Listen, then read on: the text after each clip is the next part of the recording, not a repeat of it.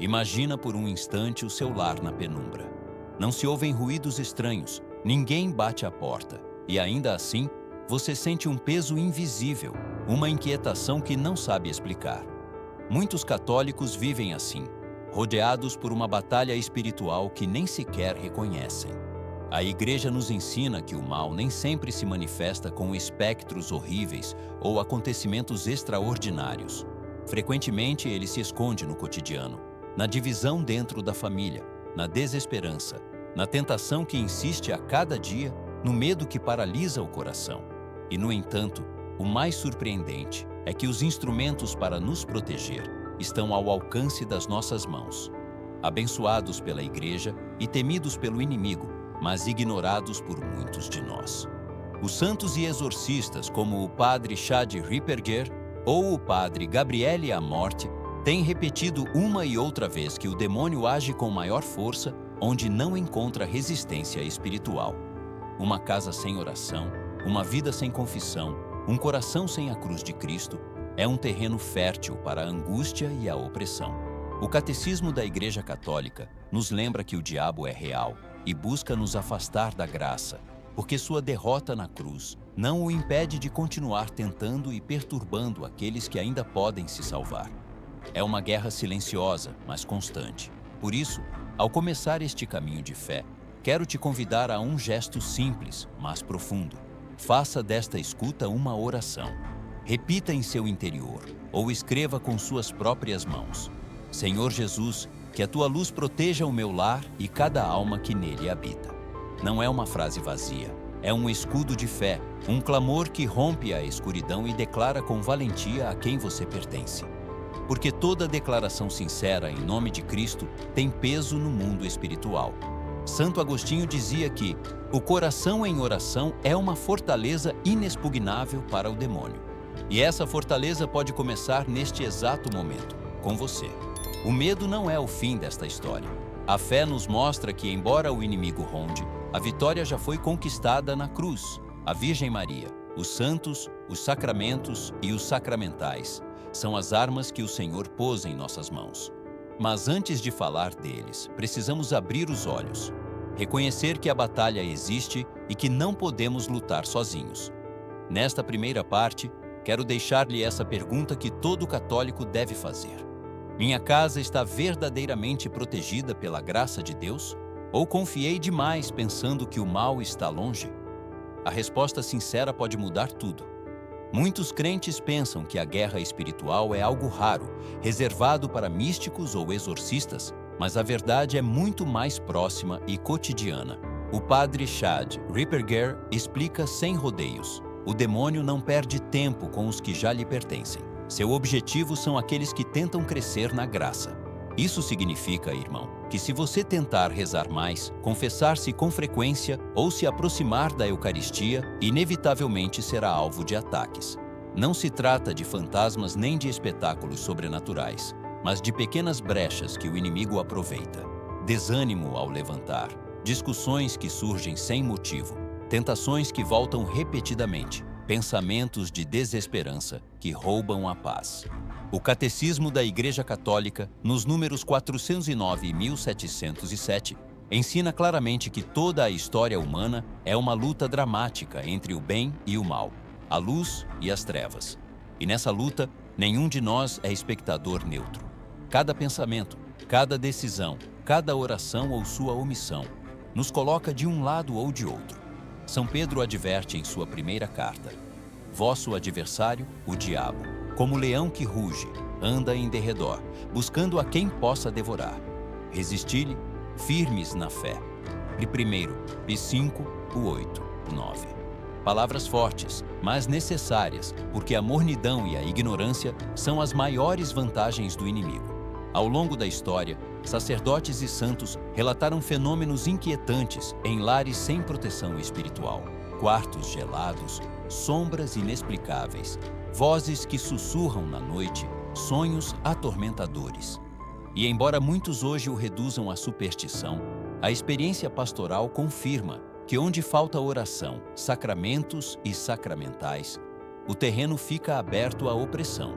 O padre Amorth lembrava: que uma simples casa com um crucifixo abençoado e com a reza diária do rosário já se torna um lugar insuportável para o demônio. Por quê? Porque essas práticas, unidas à fé, proclamam a soberania de Cristo naquele espaço. A Igreja, como mãe sábia, não nos deixa indefesos. Nos dá os sacramentos, fonte de graça, e também os sacramentais, que são prolongamentos da bênção eclesial na vida cotidiana. Não são adornos, não são amuletos. São armas invisíveis que proclamam a quem pertence a nossa vida. Os santos padres entenderam bem. Santo Atanásio dizia: o sinal da cruz, feito com fé, espanta os demônios e protege os fiéis. E não se referia a um gesto mágico, mas a uma proclamação viva de fé. Por isso, antes de conhecer cada um dos sacramentais mais poderosos, é crucial compreender esta verdade. A batalha espiritual não é um mito nem uma exageração. É real, diária e silenciosa. E se não nos preparamos, a indiferença será nossa maior vulnerabilidade. Mas se nos armarmos com as ferramentas que a Igreja oferece, com oração e vida de graça, então não há sombra nem tentação que possa nos roubar a paz. O que são na realidade os sacramentais? Muitos católicos os confundem com superstições. Outros os veem como objetos opcionais, antiquados ou meramente simbólicos. Mas a verdade da Igreja é clara. Os sacramentais são sinais sagrados instituídos para preparar os fiéis a receber a graça e para santificar as diversas circunstâncias da vida. O Catecismo da Igreja Católica, nos números 1667 a 1679, ensina que, mediante as orações da Igreja, esses sinais consagram nossa existência diária, convertendo o ordinário em um terreno aberto ao sobrenatural.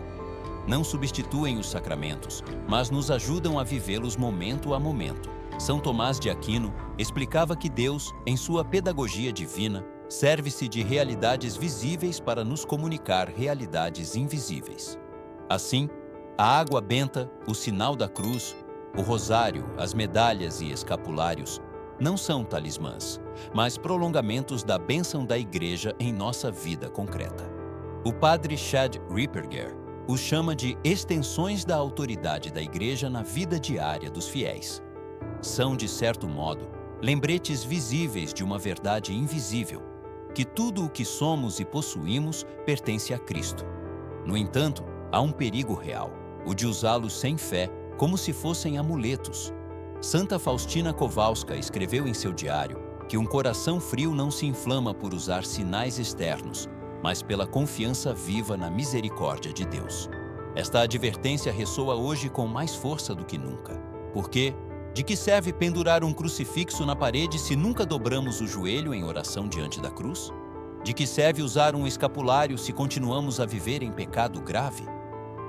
O demônio não teme o objeto em si, mas a santidade que ele representa e a fé que o ativa.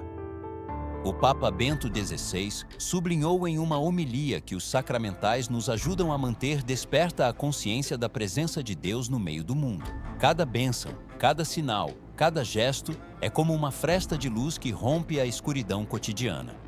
E essa luz, embora pareça pequena, basta para lembrar ao inimigo que não estamos sozinhos, que caminhamos sob a proteção da Igreja e do próprio Cristo.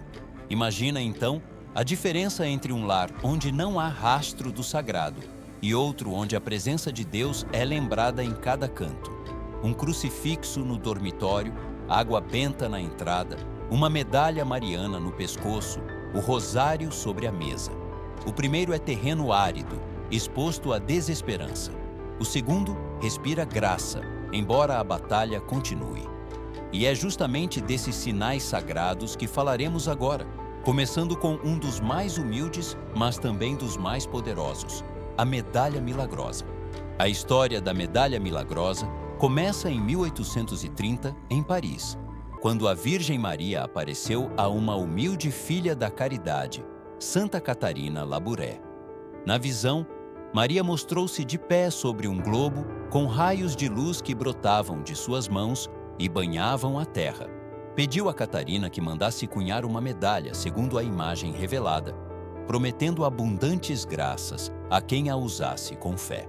Em torno da figura da Virgem, inscreveram-se as palavras: Ó Maria, concebida sem pecado, rogai por nós que recorremos a vós. Não era um simples gesto devocional, era uma declaração espiritual. Maria, a Imaculada Conceição, é a inimiga temida pelo demônio depois do próprio Cristo. Desde então, inúmeras conversões, milagres e proteções espirituais têm sido atribuídos a esta medalha. Não se trata de magia, mas da poderosa intercessão da Mãe de Deus. São Maximiliano Kolbe, apóstolo mariano do século XX, chamou-a de bala de prata contra o demônio e fundou toda a sua obra missionária, entregando a medalha milagrosa a milhões de almas. O padre Chad Ripperger relatou em seus ministérios de libertação como os demônios reagem com violência quando alguém a porta em um exorcismo. Por quê? Porque lhes recorda a pureza invencível de Maria e sua vitória prometida no Gênesis. Ela te esmagará a cabeça. Gênesis 3:15. Mas é necessário compreender algo essencial. A medalha deve ser abençoada por um sacerdote e usada com fé viva, não como adorno, não como amuleto, mas como armadura. Quem a veste proclama: Eu pertenço a Maria. Confio em sua intercessão, caminho sob seu manto.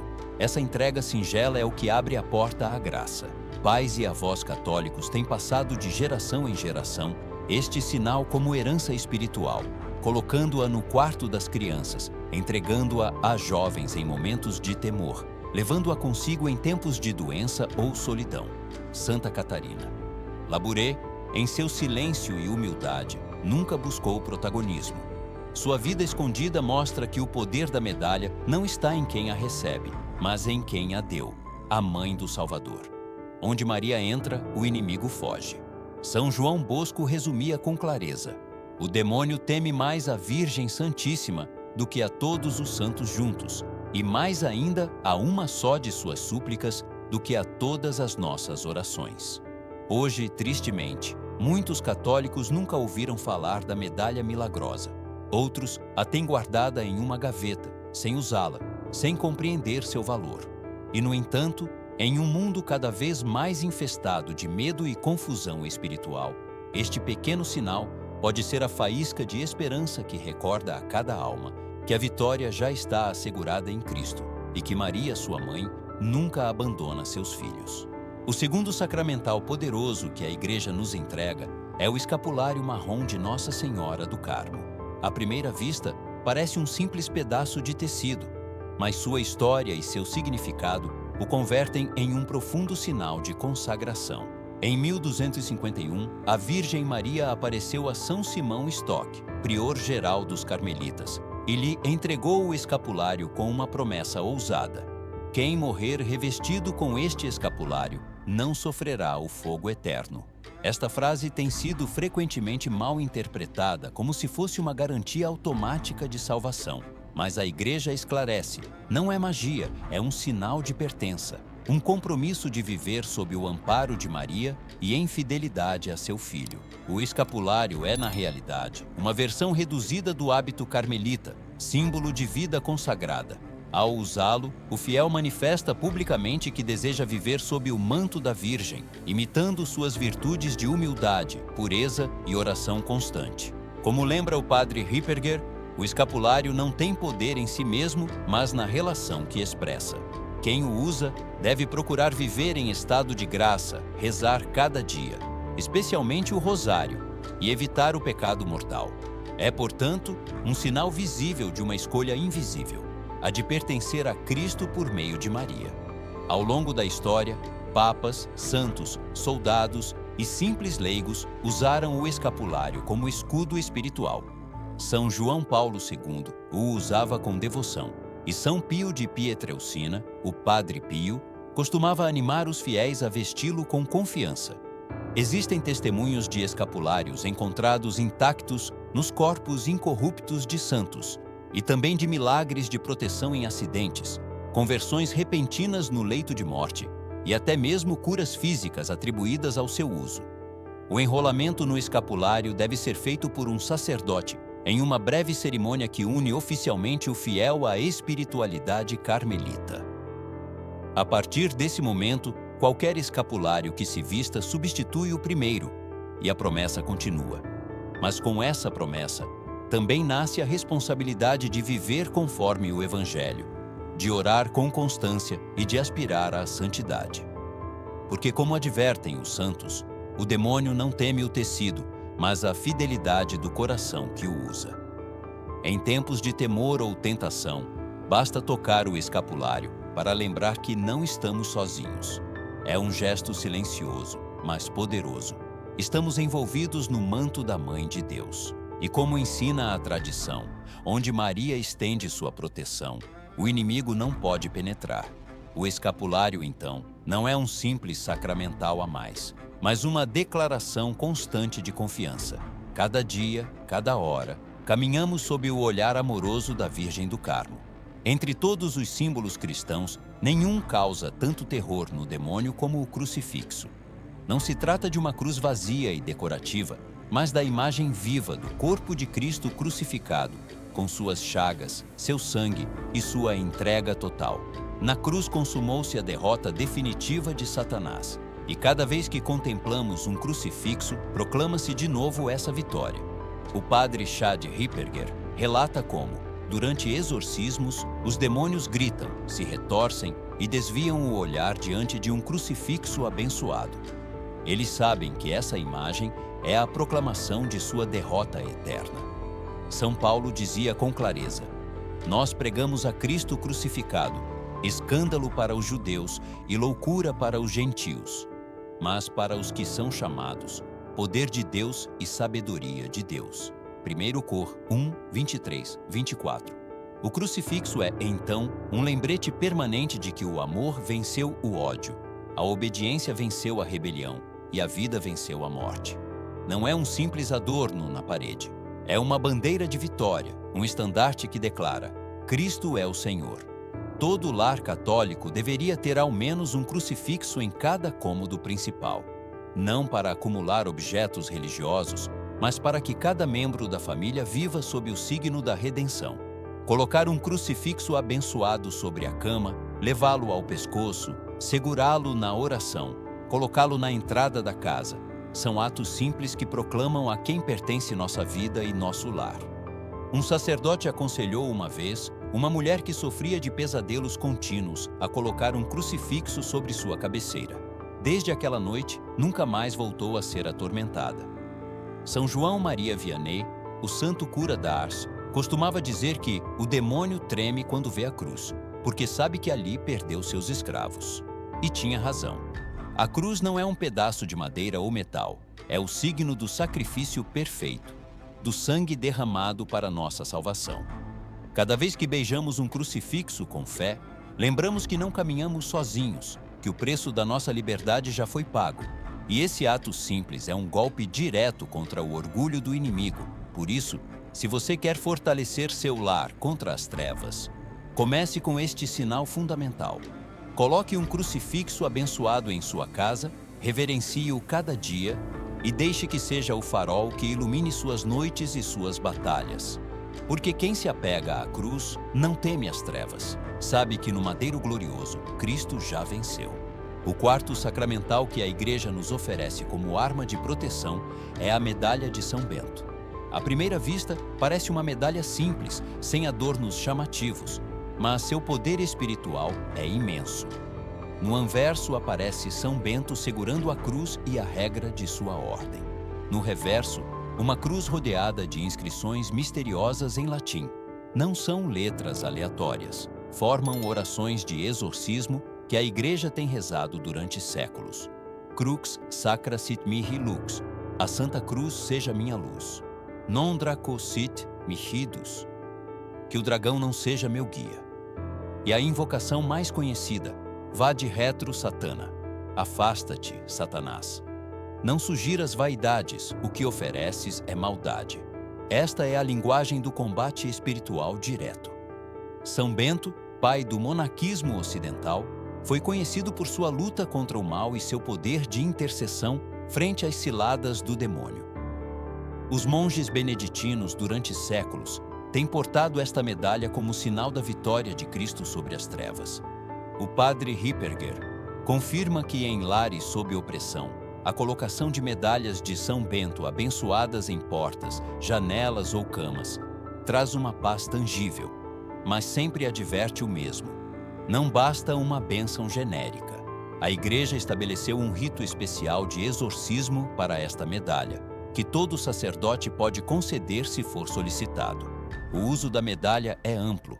Pode ser levada no rosário, pendurada nas entradas da casa, colocada sob o travesseiro, no carro ou pendurada no pescoço. Não como amuleto, mas como proclamação visível de fé. O demônio reconhece nessas inscrições a voz da Igreja, a autoridade de Cristo, e foge. São Bento mesmo ensinava seus monges a rejeitar com firmeza toda tentação com o sinal da cruz e palavras de oração. A medalha condensa esse espírito. É um lembrete constante de que o cristão não caminha sozinho, mas sob o estandarte da cruz. Contam-se testemunhos de pessoas que, ao receber a medalha abençoada, experimentaram alívio em meio a doenças, libertação de medos noturnos, ou paz em lugares antes carregados de inquietação. Uma família em crise, atormentada por discussões e sombras inexplicáveis, recuperou a calma depois de colocar medalhas de São Bento em cada entrada de seu lar e voltar ao sacramento da confissão. Isso demonstra uma verdade fundamental. A medalha, como todo sacramental, não é eficaz por si mesma, mas quando se une a uma vida de oração, aos sacramentos e à fé vivida a sério. Ao portar ou colocar a medalha de São Bento, não proclamamos superstição, mas uma realidade. Este espaço, esta vida, este coração pertencem a Cristo e não ao inimigo. E quando essa declaração é feita com fé, o inferno inteiro o sabe e retrocede. Chegamos ao ponto crucial. Não basta pendurar medalhas, usar escapulários ou adornar a casa com crucifixos. O padre Ripperger adverte com clareza: o demônio não teme os objetos, mas a santidade. Uma mulher que encheu seu lar de imagens, rosários e medalhas, mas que nunca ia à missa nem se confessava, continuava sofrendo a opressão do mal. Foi só quando regressou aos sacramentos que a escuridão desapareceu. Esta experiência reflete o ensinamento da Igreja. Os sacramentais são sinais que dispõem a alma a receber a graça, mas sem uma vida de conversão, tornam-se símbolos vazios. A chave está em unir os sinais externos com a fé viva. A água benta aspergida com confiança antes de dormir. O sal exorcizado usado com reverência na entrada da casa. O rosário rezado com o coração. A confissão frequente que limpa a alma. Tudo isso forma um escudo completo.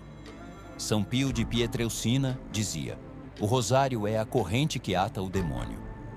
E Santa Faustina lembrava em seu diário que a misericórdia de Deus flui com abundância para quem se aproxima humildemente do sacramento da reconciliação. É aí que o inimigo perde poder, porque a alma volta à luz da graça. A batalha espiritual é real e muitos de nós a sentimos em forma de medo, tentações constantes ou discórdias familiares. Mas a esperança é maior. Cristo já venceu. O demônio ladra, mas está acorrentado. Santo Agostinho explicava com uma imagem poderosa: Satanás é como um cão amarrado. Pode ladrar forte, mas só morde se você se aproxima demais. Se permanecermos em estado de graça, não poderá nos tocar. E os sacramentais se convertem em lembretes visíveis dessa verdade invisível. Hoje, o Senhor te convida a dar passos concretos. Coloque um crucifixo abençoado em seu quarto. Reze o rosário com sua família. Use a medalha milagrosa com fé. Peça a um sacerdote a bênção exorcística para a medalha de São Bento. Participe da missa dominical. Confesse seus pecados com sinceridade. Não se apoie nos objetos como talismãs, mas na graça que eles proclamam, e compartilhe esta mensagem com quem você ama. Muitos lares precisam voltar a lembrar que pertencem a Deus. Se você chegou até aqui, não é casualidade. O Espírito Santo te chama a fortalecer sua fé, a não viver na mornidão. A escuridão é real, mas também o é a vitória. Cristo reina, Maria intercede, a Igreja nos guia. Por isso, eu te convido a proclamar agora, com convicção: Senhor Jesus, que a tua luz proteja o meu lar e cada alma que nele habita. Esta oração não termina aqui. É o começo de uma vida em graça, armada com as ferramentas da fé, segura na esperança de que, embora a batalha continue, a vitória já está assegurada.